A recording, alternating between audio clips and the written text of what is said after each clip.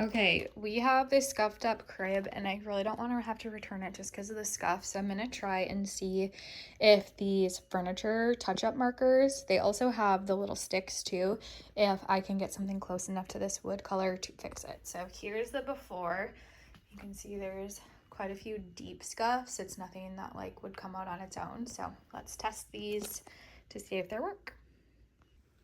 Okay, so on this thing it says use the filler sticks for top coating and deeper repairs, and then the markers for just smaller scratches and worn areas.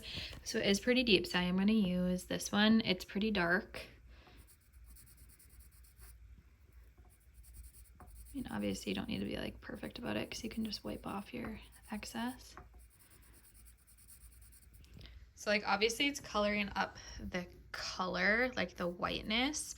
I might actually, now that it has like a coat on it, let me try the marker next. Okay, here's how it's looking. What I did was after I put a little bit of the wax on, now I'm just like kind of coloring it in. And then I'm gonna let it sit for a second and then I come back and I brush it off and it actually seems to be working a lot better. Okay, so now that it's sat for just like 10 seconds, now I'm gonna come back and I'm gonna wipe it off. It says to wipe it with a cloth.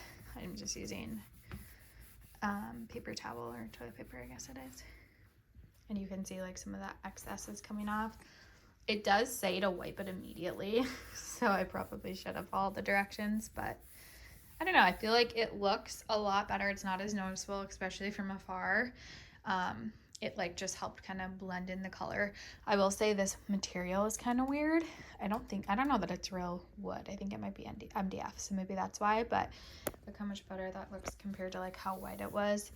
This one I let the marker sit on a little bit too long, so I'm gonna wipe it off a little bit, but I mean overall way better than it was before.